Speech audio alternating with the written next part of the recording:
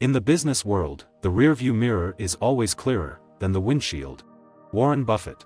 Hi, my name is Andy, and I have over 20 years of experience in business and investing. I've started a new YouTube channel where I've compiled the knowledge of the world's greatest investors. Please support my channel by hitting the like button and be sure to subscribe so you get all the new videos. It's very important to me. The topic of today's video is why Democrats are better than Republicans, opposition from Warren Buffett. Enjoy watching.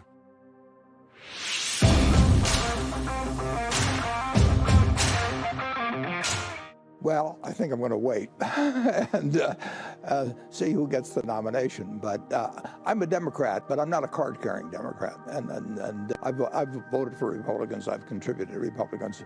In fact, I've only run for 2 offices in my life. One was head of the Young Republicans at the University of Pennsylvania, and the other time I was actually on the ballot running for a delegate to the Republican National Convention in 1960. But normally I vote for Democrats, and we will see what happens. Wow, that's the first time I've ever heard you say something like that. Well, I've kept it a secret for all these years, but now it comes out.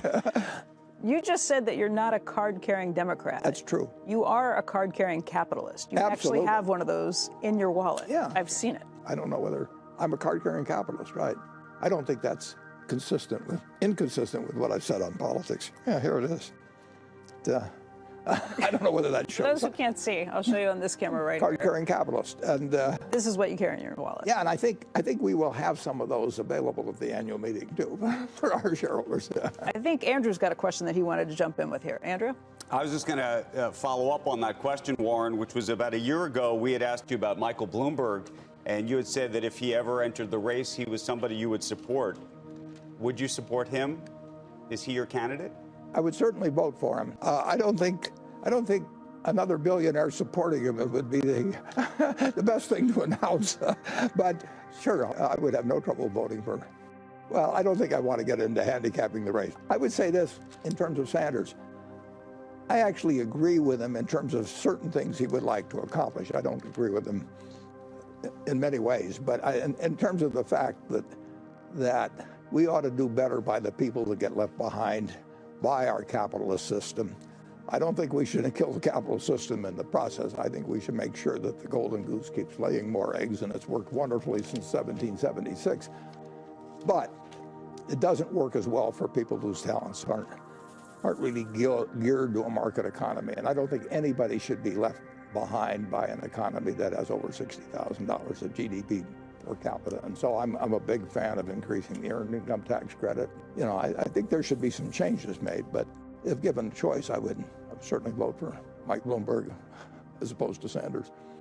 There is a plan. Let's talk about some of Sanders' plans. You said you agree with some of what his intentions are, but let's talk about some of those actual plans. One of those plans would be to give 20% of companies stock to employees and put workers on the board.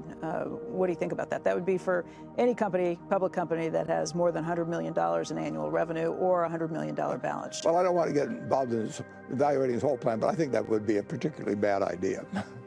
If you had Sanders and a Democratic House and Senate, or if you had Trump with a Republican House and Senate, there would be a significant difference. But I don't think I would necessarily vote on what, in fact, I know I wouldn't vote on what I thought necessarily would affect the market the better. I think it's a very poor yardstick.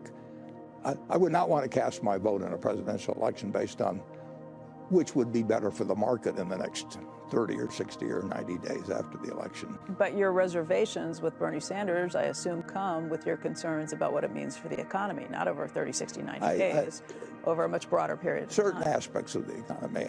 Certain things I'd like to see done. I would like to see the earned income tax credit change dramatically upward.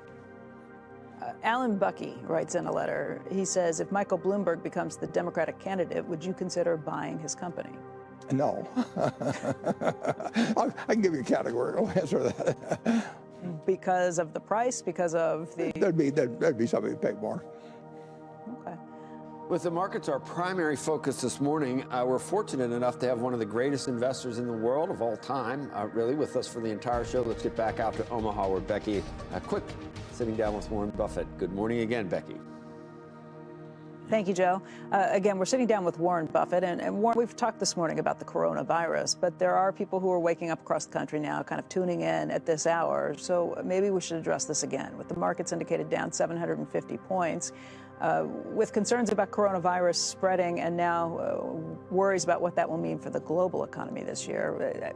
I know this is not something you look at a day-by-day basis, but how do you kind of wake up and read this and think through it? I don't think it makes no difference in our investments. I mean, there's always going to be some news, good or bad, every day. In fact, if you go back and read all the papers for the last 50 years, probably most of the headlines tend to be bad. But if you look at what happens to the economy, most of the things are extremely good. I mean, it's incredible what will happen over time. So if somebody came and told me that the global growth rate was going to be down 1% instead of 0.1%, I'd still buy stocks if I like the business and I like the price at which and I like the prices better today than I liked them last Friday.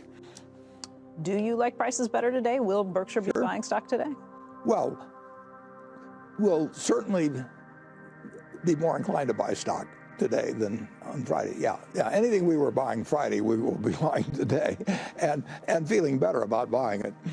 You know, one of the things you talked about in the annual letter was stock buybacks of Berkshire Hathaway. Right. And for the first time, you told people to call Mark Millard in your office outright if they have $20 million worth of Berkshire shares and they're ready to sell. Right. That's a really unusual move. Why did you do that? Well, we did it because it's very hard to buy blocks in the market of Berkshire. We practically never see blocks, except we do see them from estates or occasionally.